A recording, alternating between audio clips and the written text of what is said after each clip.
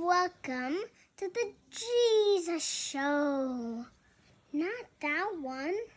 And here we go. Does it look weird that the mic's over here? I feel like I have to go like this. And that sounded kind of weird. Like this. Hi. Hello. Hi. Hey. You know, sometimes I look at the screen instead of the camera lens. Right? I don't know. Hey, welcome back to the show. You might notice there's a couple things that are a little different this week. Number one, yeah, the dogs aren't here. I think I've shared it on my personal Instagram and my show Instagram. I don't know which one I've shared it on. I don't know if you've even seen it. But the dogs are off to training, and they left like 4 or 5 days ago.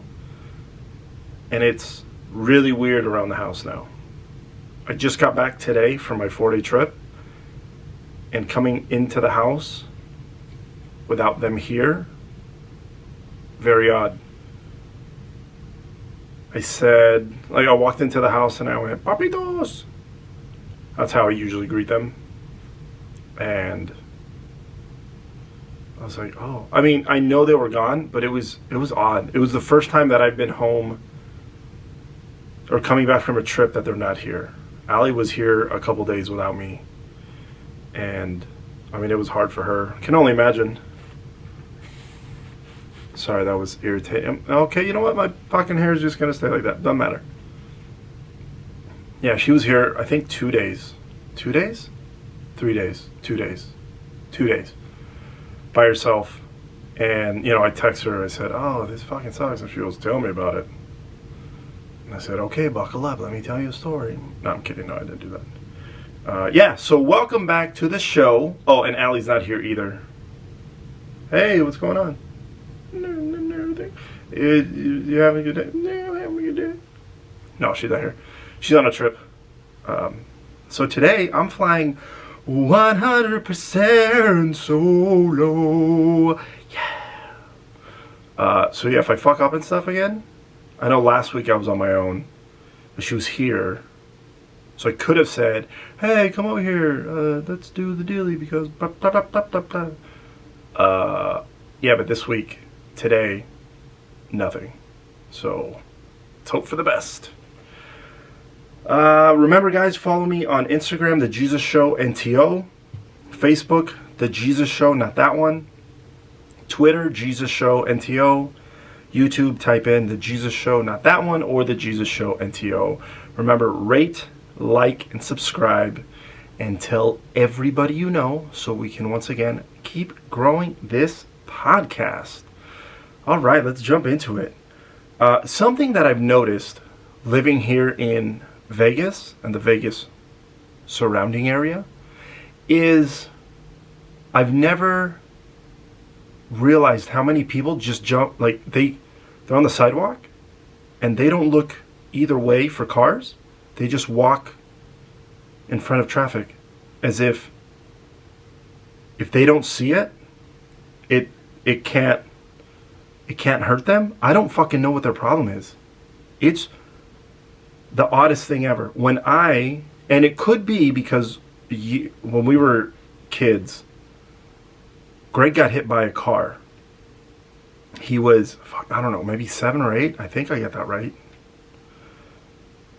We parked, my grandfather parked across the street. He parked across the street under the trees, and we were going to go across. And we'd always, they'd always tell us, look both ways. And we'd look both ways, and, they'd hold our hands. But for some reason that day, nobody was with Greg. And Greg, I guess, peeked out of the side because he went in the front of the car, front of the van. He picked out, and some van just came, bah. And I remember hearing I remember hearing the boom, and then I remember hearing everybody screaming. And I saw Greg on the ground, and I was in the yard. And I started saying, I don't think I yelled it. I don't think I was yelling it. I think I was just telling myself. And I kept saying, they killed Greg, they killed Greg, they killed Greg, they killed Greg, they killed Greg. And then I started losing it, right? I was, and then I remember my grandfather picking Greg up, which is something you're not supposed to do with anybody that, is severely injured, because you can fuck them up even more. But my grandfather, I can only imagine, he saw Greg on the floor, on the street, on the pavement, freaked the fuck out. And I know he wanted to put him in the van, and he wanted to drive him over to the hospital. Because I think it was just like in his head, he was like, the ambulance is going to take too long. I believe the ambulance came, they took Greg, he broke his collarbone. I remember seeing Greg in the hospital. I was like, Greg, I love you. Even though at that age, I would, I used to tell him, hey, you're adopted and nobody loves you. But then, something really bad happened. And I was like, Greg, I love you so much. Ever since then, I've always been hyper vigilant. Whether it's crossing the street, locking your car doors, the house doors, just being extra vigilant about things. So here, when I see it in Vegas, that people just walk in front of cars. And I mean, even here at the apartment complex, I don't drive. There's some people around here that drive like fucking maniacs. But when I'm driving around, especially the apartment complex, I go no more than 20, 25. Just in case, I think to myself, if a kid runs out, I have time to stop. If a dog runs out, I have time to stop. If anybody runs out, I have time to stop. And even then, there's people that have just jumped in front of the car as if like, oh, I'm walking and I'm on the road and there must not be anything around me, because I don't know what the fuck they're thinking. A couple times when I go this way to go out the back gate, there's a trash can over here. And I have to come around the corner. And sometimes I've been coming around the corner and somebody's just walking across, either on their phone or they're not even looking. And then I stop, and then they look at me like, what the fuck are you doing? I'm driving on the goddamn road, you fucking moron. That's a crazy idea, right? A car on the road? Maybe I should start driving on the fucking sidewalk. I mean, there's times that when I go to the gym, people just dart out of fucking nowhere. And I think, do you guys want to die? Because, I mean, I don't know about anybody else, but I don't want to die because I don't. It's odd. It's very odd. And then I think I've already touched on, like, there's a lot of drivers here that fucking don't know how to drive. And they do the same shit to where they'll look at you, you're coming, and then they turn their head and they get right in front of you. And I mean, you could be going 60 miles an hour and they don't care. I think that they think, oh, if I don't look that way and acknowledge you're coming, I'm safe. Which is not a thing. It's very weird. I've never experienced that anywhere I've lived. I'm trying to think. No, in Houston it didn't happen. But then again, in Houston, when I lived there wasn't a lot of sidewalks. I don't know what it is about Houston. I think there's no sidewalks because they don't want you walking outside because it's so fucking hot. I just found that odd. That I would try to walk somewhere, maybe just down to the store, down to the liquor store, the gas station to get some stuff, and you have like sidewalk that covers this much of the sidewalk. Or of this, the side, where you can walk. Maybe there's this much. And there might be 5 miles where there should be sidewalk, but there's not. It's a little thing like this. It's odd. It's the oddest thing.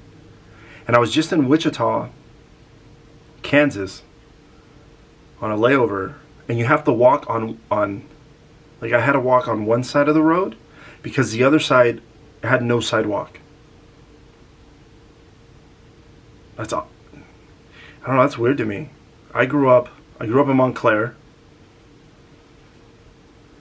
And if it's not on the road, if it's, on the sidewalk, there's sidewalk. Like, you can walk. Very rare have I ever seen it not paved or not have a sidewalk.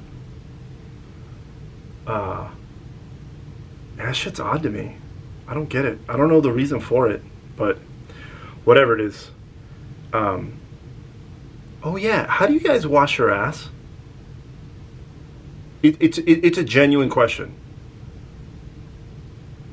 I was having a conversation. Well, I think this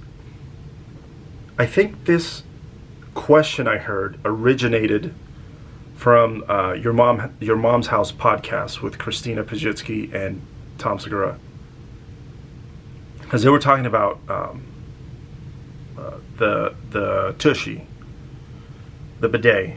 I don't know if you guys have ever used the bidet, and I don't know if I've shared with you guys. I've tried to use a bidet, but the water spraying into my asshole, enormously tickles me. Like, I can't. It's beyond what I can handle.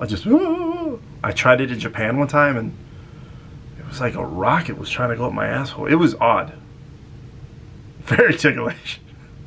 I tried it without a dirty ass, because I thought, if I do start and I don't like the feeling, I'm gonna jump off of the toilet, and I didn't want to have a dirty ass and then have like shit and water dripping down. I know I'm getting very graphic, but if you know me, that's how I am. Anyways, so I thought to myself, let me try it with a clean ass, and if I don't like it, I don't like it. So I'm trying it, and the moment it, here's my butthole. I'm trying to show you. There, the water went, and I went, whoa, and I jumped off, and then the water started spraying into the room. And I started laughing so hard, and maybe, 5-6 seconds passed, and then I thought, oh fuck. So I closed the toilet lid, and then I pushed off because it just kept spraying. I wasn't a fan. But like, in the shower, how do you wash your asshole? Like, do you put soap on your hand and then do you put soap on a wash rag and then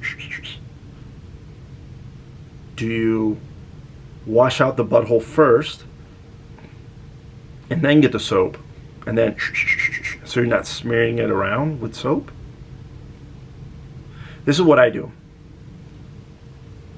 There's been times where I go into the shower right after I take a shit, because I think I do the minimal amount of wiping. I'll maybe wipe twice. Once to get all the big clumps. The second one is just to make sure nothing drips. The second one is so that nothing drips on the floor. This is what the podcast has turned into, talking about shitting. Again, if you know me, this is regular, so this shouldn't be a surprise. Okay. So yeah, 1, 2, and then I hop in the shower. And then the first thing I do is I kind of spread my butt cheeks. I get in there. And then I make sure I put soap in my hands. I wash it off. There's a little scraper thing in there. I go like this with my nails, so it's not underneath my nails. And then I get the soap. Like, after I wash my hands, and then I get the soap. And I lather it really good. Sometimes I put a bar of soap, from bar of soap to asshole, directly. Other times I get the soap in my hands. I get nice and lathered, and then I get in there, and I'm just like... And then sometimes I'll go in just a little bit, just to make sure it's nice and clean. And then I get the soap again, and then I go again. So I do 2 coats, and then that's how I wash my asshole. a quick gross story. I was in Wichita, and I took a shit. It was pretty bad. Then I just hopped in the shower, and I thought I'll just wipe it off in there, and then I'll do what I normally do, right? I messed up, and I got the washcloth nice and soapy, and I go into my butthole, and luckily, I always look, I inspect. Good thing I did, because it was gross. There's shit everywhere. And I went, oh! So I washed it off, and I was like, fuck, now the maid's gonna know that I washed. And then I thought, I don't give a shit. So, I mean, I washed it off as much as I can. I threw it in the corner, and then I got a new wash rag, and I was like, well, chalk that up to not. I can't do that again. Yeah, that was gross. Yeah, so, I mean, if you want, I would love to hear how other people wash their ass. Because I think if I do it, I don't think I'm the only. I don't think I'm the only one that does it that way. Is what I'm trying to say. I mean, I'm not the smartest tool in the shed, so it's not like I've come up with a revolutionary way to wash your ass. Let's see what else. Oh yeah, you put the thing. No, okay. Oh, you know what I thought? I was thinking about the other day. I'm all over the place today, by the way. And I apologize. I don't know. You know what? Fuck it. I don't apologize.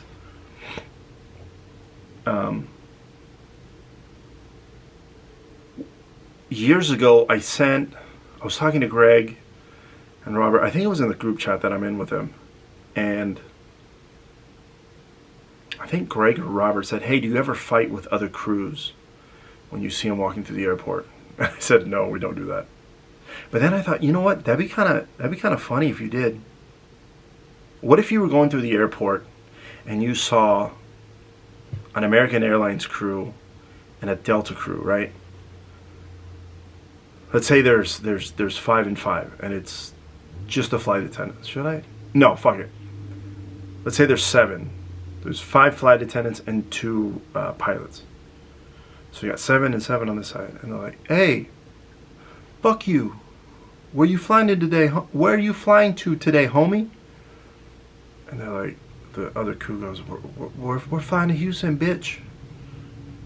And then the other crew goes, we're flying to New York, motherfucker. And what? They start throwing up signs like, Delta, American. And they're like, you guys suck dick. Like, your mama's a hoe. And you just, yelling at each other in the airport. I think that'd be kind of funny. But I made a video, which I recently lost all my pictures. I'm very disappointed. But I did it to myself. I was trying to free up some space on my computer, and I go, oh, what if I delete everything here? And it said something about iCloud thing, and I said, that sounds good. Boop. And then I went, oh, I got rid of all my photos. Oops. So yeah, there's that. Anyways, I did a video, I don't know, like 6-7 years ago, and I was on one of our planes, and then I was passing like Delta and American, and I was like, fuck you. And I sent it to the guys, and I was like, yeah, this is what happens. And I think I was messing around with them, and I said, domestically we don't fight with other crews, but internationally when we see each other we throw it down. We're like, what's up, bitch? USA. They're like, no, Switzerland, bitch. Or Germany. I'm like, fuck you. I think my brother was like, really? And I said, no, we don't do that. That'd be hilarious. So yeah, that'd be funny. Oh yeah, okay, let's talk about some flight attendant stuff. If you're ever, and please again tell me you don't do this also, you're in your seat, let's say you're in the aisle, either aisle, in an aisle, and there's a window over here, right? Or over here. But you're in the aisle, and somebody comes in and they go, oh, I'm sitting over there. Please, for the love of God, get up from your seat and let the person in. I've seen too many times where passengers, they go, the person trying to get to their seat says, oh, I'm in the window. And the person there goes, oh, okay. And then they just sit there. Wanting the other person to climb over them to get to their seat?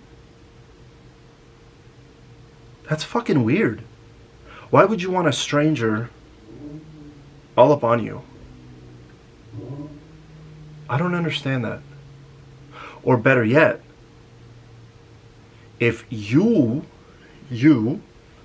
are trying to get to your seat and you try to climb over somebody. And the reason why I say this is I was recently, the start of this trip, I was going up to San Francisco and I'm in the aisle and there's a guy, he goes, oh, I'm in the middle. And I was in the exit row, so I have a little bit more room than normal. Technically, you could squeeze in without really being on top of the person to get to your seat, but why? Why would you do that? So the guy tells me, oh, I'm right there. And I said, okay. As I'm saying okay, I look down to take my seatbelt off, and he's about to come in, and I put my hand up, and I go, that's not how we do things, my man. And he looks at me, and I go, let me get up, and then you can get to your seat. He looked at me like I was cursing at him.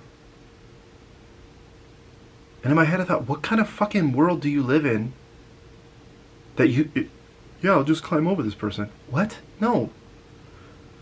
I get up, he gets, as he's going to his seat in there, and I'm not there anymore. I go, there we go, isn't that better? So then I finally sat down and I thought, why do people do that? What's the point? What's the point of having a stranger climb over you or vice versa? Why would you want to climb all over a stranger? That's, I don't know, that's fucking odd. Something else I don't understand, I don't know if I've touched on this before, but please, when you're flying, if you have to go to the bathroom, go to the bathroom in the airport. Here's a couple reasons why. Number one, you have a lot more space in the airport bathroom than you do in the fucking tiny bathroom of the airplane. That's one. Two, I guarantee you that the airport bathroom is a whole lot cleaner than the one on the plane. And the reason why I say that is because we have something called quick turns, right? Again, I don't know if I've already expressed this or explained it to you, but a quick turn is we land and sometimes the crew stays on the same plane. Other times, as everybody leaves, another crew comes on and it's clean, clean, clean, clean, clean. We have a cleaning crew or cleaning crews that clean the plane. And then the flight attendants switch out. We check our stuff that we need to check. And then it's, okay, let's go. Let's board the people. And let's get this plane fucking out of here. Many times have I seen the cleaning crews. They take the trash out from the bathroom.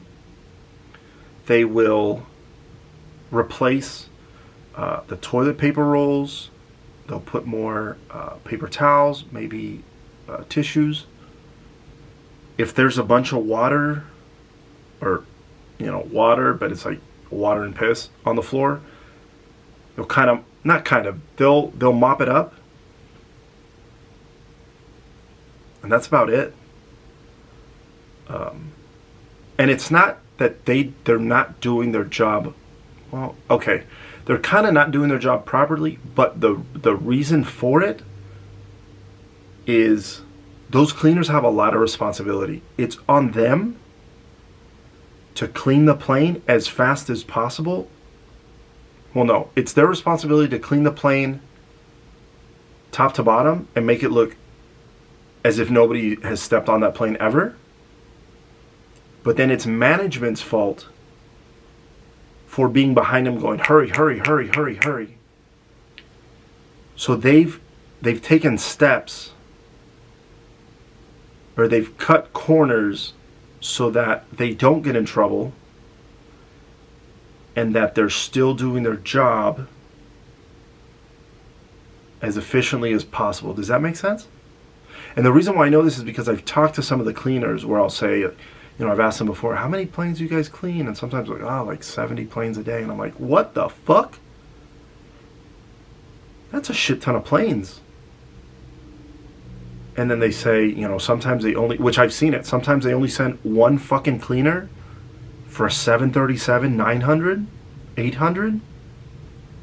One fucking person to do both bathrooms. Sometimes, 3 minimum, 4 maximum. Clean the 4 bathrooms. Clean the galley area. Clean every seat. Make sure the seat belts look nice when you come in. Some of them close all the window shades. Some of them open the fucking air vents. One fucking person. And I've asked them, why is it just you? And they go, well, we're understaffed and I'm the only one. Holy shit. So I understand why they don't do certain things. So when people come on the plane and they go, I just need to use the bathroom. I've seen fucking people in the gate area for at least 20 minutes before boarding. This was well before boarding. And then the first thing they do when they get on the plane, I'm going to use the bathroom. Why the fuck would you do that? Use it in the airport. Today, in fact.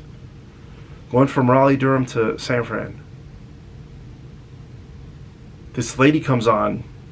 And I mean, I was already a little annoyed. It's early as shit. I was like, why do people fly this early? This lady goes, I'm going to use the bathroom.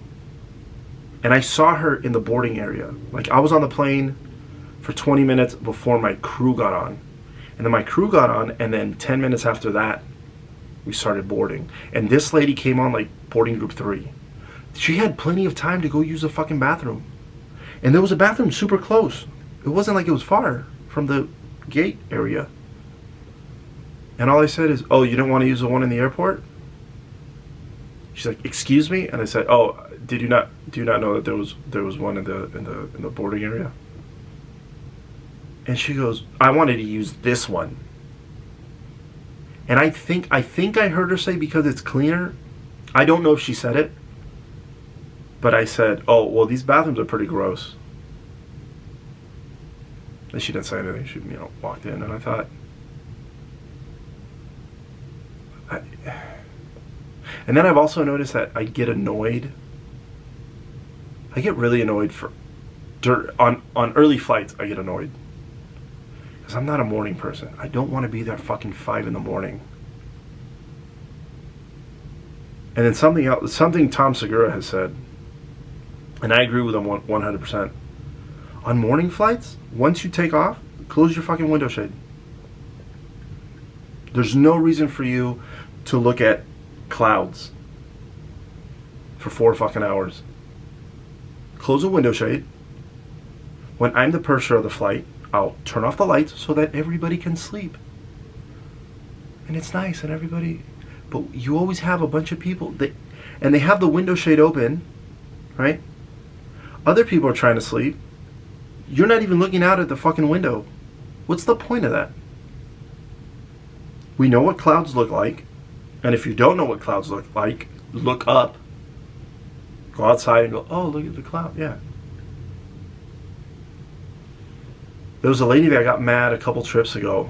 The people behind this lady, and I feel like it's usually old people who like to keep it open.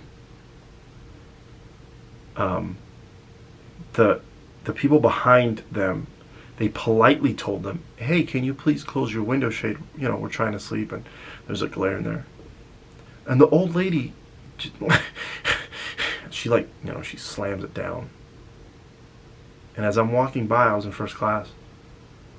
As I'm walking by, she was sitting in 1A. She goes, can you believe they asked me to close it? And I go, yeah, I do believe it. I said, people are trying to sleep. And I think I said it's the courteous thing to do. You know, I said it, you know, nice. I didn't was like, it's the courteous thing to do, bitch. I didn't say, fuck you, Cannon. That was the obligatory Cannon pause break because fuck you, Cannon. Anyways. Yeah, so this old lady, you know, can you believe they asked me to close the window? And I said, yeah, it's, you know, it's usually courtesy. You know, people are trying to sleep. She's like, and then this bitch falls asleep like 2 minutes later. What was the point of you getting upset if you were just gonna fucking fall asleep? And I have reached over people because other passengers, I just don't take it upon myself. If there's a passenger maybe in the aisle and they go, hey, can you ask the person if they can close their window shade?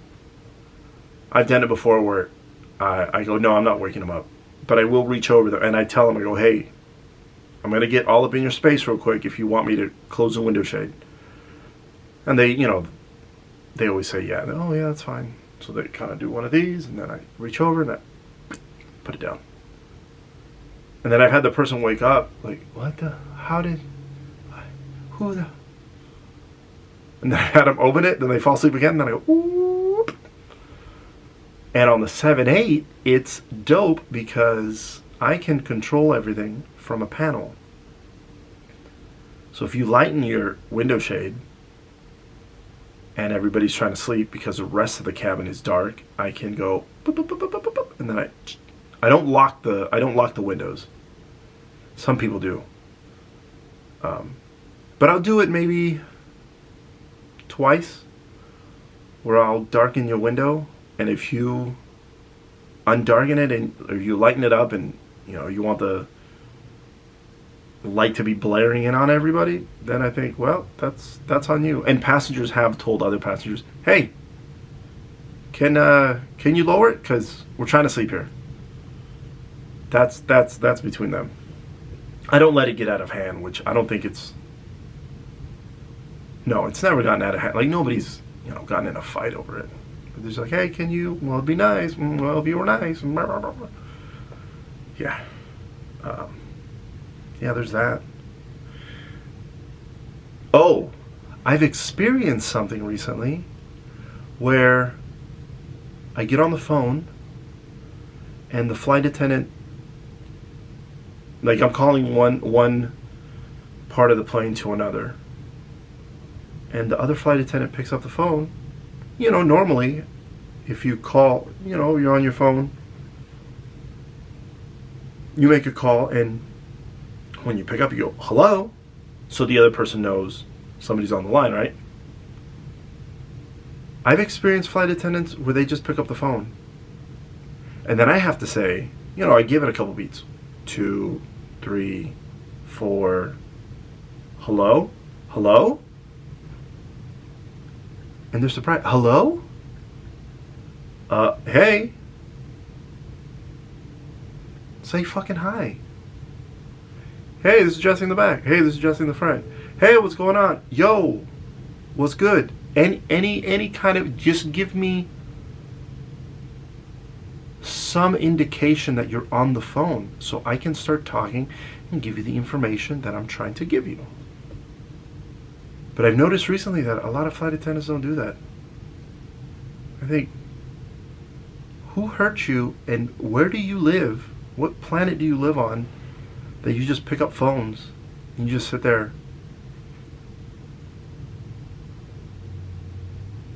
I feel like it's a lot of complaining today. Fuck. I guess there was a lot on my chest that had to let it go, let it go. Let's talk about some soccer. Last night was a good night for MLS. There's some good scores. Last night? No, Wednesday night. Atlanta United beat Cincinnati 4-0. Very, very nice. I think last episode I shared with you guys I'm not a fan of Cincinnati because of one particular player. when I checked the stats, I didn't see Jeff Cameron's name in the starting 11 or even on the bench. So I don't know if he's hurt. I can give three shits about it, but I saw he wasn't there, and I was like, yeah, fuck you. You weren't even there. Good, but still, your team fucking lost. That's what they get. And then DC United, they beat the Chicago Fire. Allie, I think I texted Allie. I said, hey, I just want to let you know the Chicago Fire lost. She was heartbroken. I think she sent me a video of her crying. And she was like, Chicago, no, por qué? And I was like, no. One game that I was really following, I should say, was Orlando and Montreal. So Orlando, I believe, is sitting third in the East right now. And they have two games in hand. And they need to start racking up some ties or losses. I want them to lose just so that they don't gain any more ground on New England, which New England is still first in the East.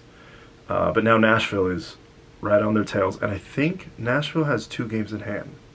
So I need Nashville to either, same thing, start dropping points or only tying, not winning. So it was nice. Wednesday, Montreal took the lead 2-0. And then I saw Orlando came back to tie it, and I thought, fucking of course. And then Nani got a red card at some point in the game, and then Montreal beat them 4-2.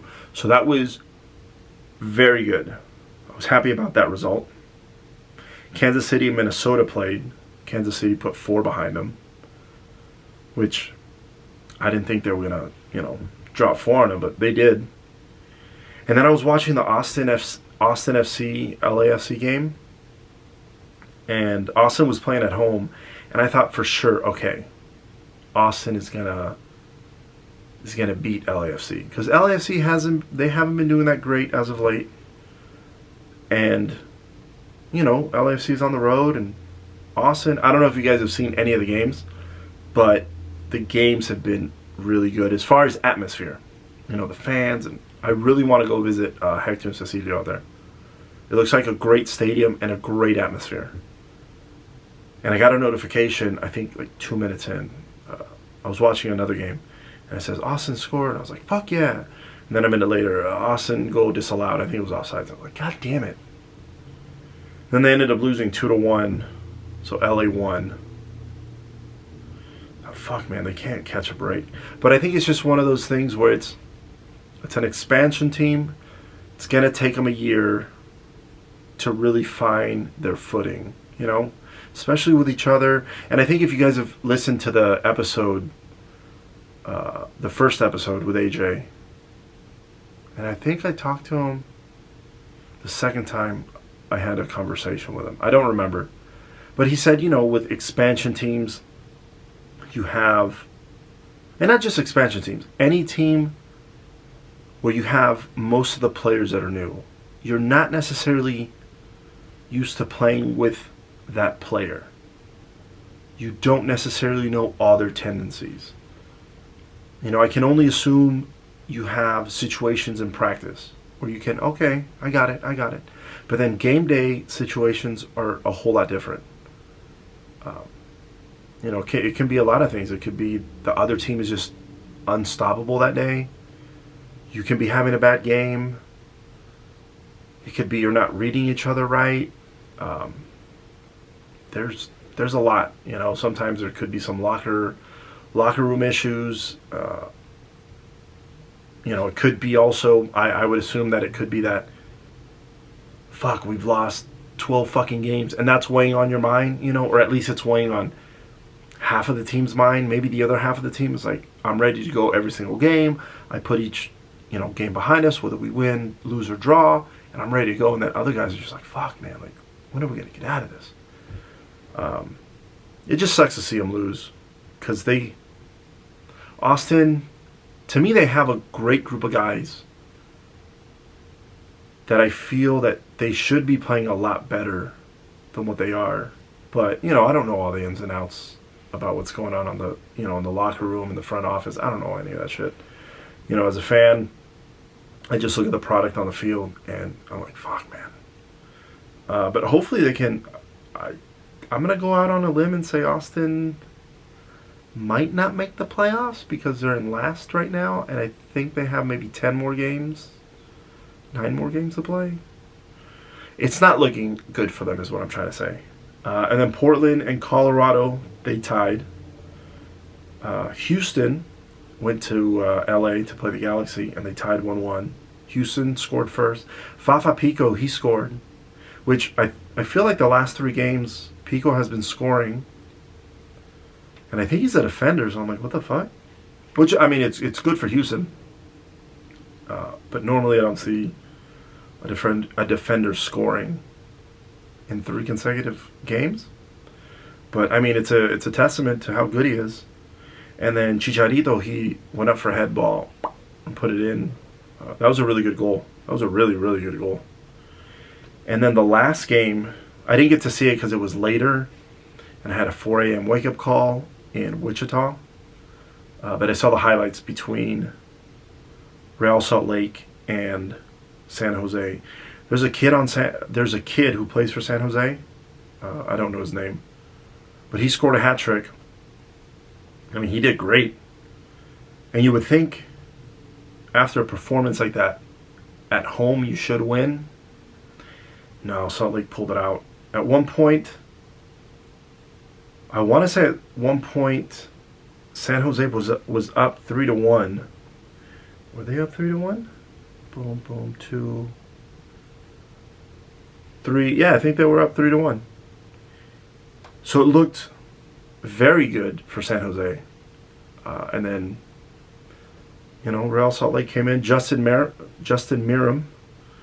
I got to hang out with him one time in Houston. When him and Hector were on Columbus, they came into town to play AJ, and then we all went out, and that was cool. So now I watch wherever Justin's at. He was really cool to hang out with. But because of that, I've started watching him and following him, and it was cool. He scored. It was a very nice goal. So Salt Lake, they beat San Jose. And then I need Seattle to start losing some more games.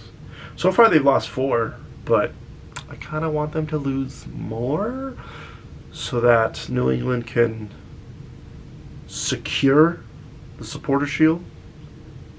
And I just want New England to keep doing well because AJ is on the team.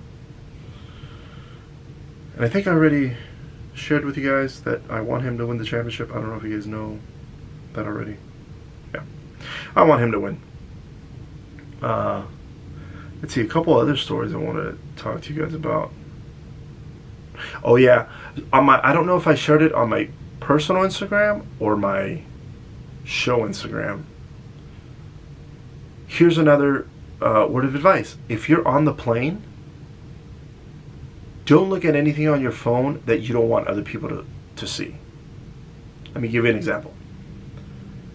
There was a guy from San Francisco to Denver. We're boarding in San Francisco. He's sitting in 21D, so he's in the aisle.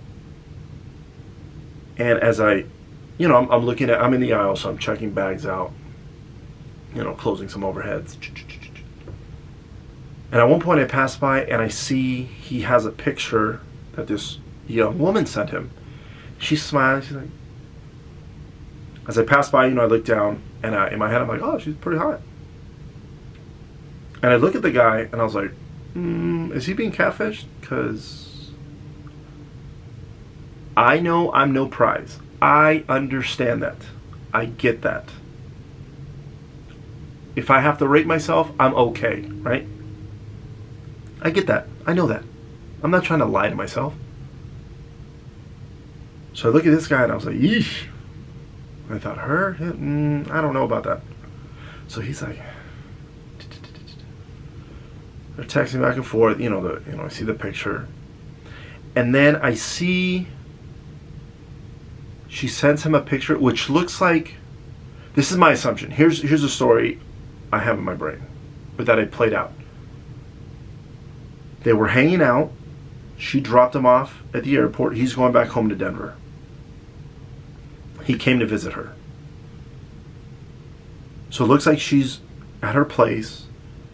She's in some comfortable clothes. She sent him the first picture. Have a safe flight. Yeah, baby. And then I saw him, you know, and I assumed maybe when he did this, he took a picture of himself and said, yeah, I'm in my seat, baby. I already miss you. And then she sends one, and she's like, some shoulder, like, mm-hmm. And he was probably like, yeah, baby. I remember when we, you know, when I was on top of you and I was, you know, humping you. Yeah. She proceeds to send him a picture of her. She's like, I'm assuming, because I only saw one hand on a titty, but titties. And they were very nice titties. I do have to say they were nice. And I went, whoa!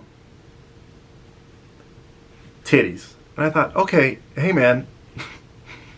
And it's not like he was like this, you know, like here's the aisle. It's not like his phone was like this. He was like this. So he opened up the camera. I'm the camera. He opened up the camera. Thought, okay. And maybe she was like, oh yeah, I remember when you were licking my nips. I thought, okay. So, you know, I'm close the miss. And then I pass by again, and you see the two pictures, and it's vagina and butthole. Then I audibly said, whoa! He looks at me, and I put my hand on his shoulder, and I said, hey man, I don't think she wanted me to see that. And he looks at me a little embarrassed, because now he realizes, oh, I saw. And I go, hey man, be careful what you look at on the plane. And you had your phone turned out towards the aisle, just FYI.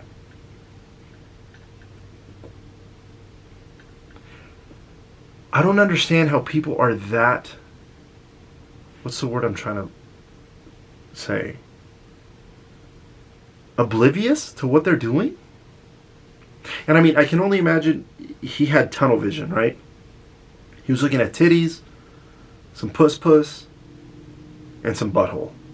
So he was, I mean, his focus was here. And if I have to put a number on him, like an age, maybe mid-20s, like I would, maybe 25. So it's not like he's completely, like it's not like he's some 18-year-old. That maybe I would understand a little more, especially if it's like the first titty pics that he's ever gotten. He's like, whoa, this is cool. But even then, like, hey, you know, be careful what you're looking at on the plane. What you're looking at on the plane. But I mean, I felt like he was old enough to, like, man, you've seen some titties before. Or you know what, maybe he did it, maybe, you know what, maybe he's never seen or been with a woman in that capacity, and maybe he was just too excited. Maybe he's like, oh, do Mormons live out there? I don't know if Mormons live out there. Or maybe he's some like weird Christian that, you know, they're like, I'm not gonna have sex till I'm married. Yeah, okay, cool. The magic man told you not to hump because you want to help. Yeah, okay, cool, whatever. I don't know. Maybe he was like, I'm gonna rebel against my parents, and I'm gonna go. I love her. Okay, guy, relax. I mean, it could have been that, like that. I don't know. And then it reminds me of another story. We go in LA to San Fran, and there was this Australian guy. I don't know if you've met any Australian people, but they have no filter. Great people. They can drink like fish, and a lot of them, I'm like, are you even drunk? You've been drinking for like 7 hours. All right, mate. I'm all right. Shrimp on the barbie. But there was this gentleman, he was sitting in 2B, or no, 1B. There was this guy sitting in 1A. And he starts telling me, like, you know, hey, Jesse, this guy over here is ordering hookers. And I went, huh? And he said it loud. Oh, okay. Apparently the guy was on, when Backpage, I don't know if you guys know what Backpage was. It was a site where you can, I guess, get on there and order hookers or find a hooker. Any city you were in. I think the government shut it down. But the Australian guy said, "Oh, he's on Backpage." I think that's what it was called, Backpage. Anyways, I was like, "What the fuck is Backpage?" He's like, "Oh, that's where you can order hooker wherever you're at." And I went, "Oh, okay. Maybe don't say it so loud." Then we get to the gate, and I'm waiting for the gate agent to open the door. And he's like, "Hey, this guy's texting this hooker. He's going to Thailand, and he's trying to negotiate." And he looks over to the guy and goes, "Ah, mate, you're paying too much for her. I'd give her, $100. You're going to give her $300? Oh, you're getting raped." I just thought, can you open the fucking door already and let these people off? And he goes, "Hey, Jesse, come here." And I was like, "I gotta look at the door. I can't, okay."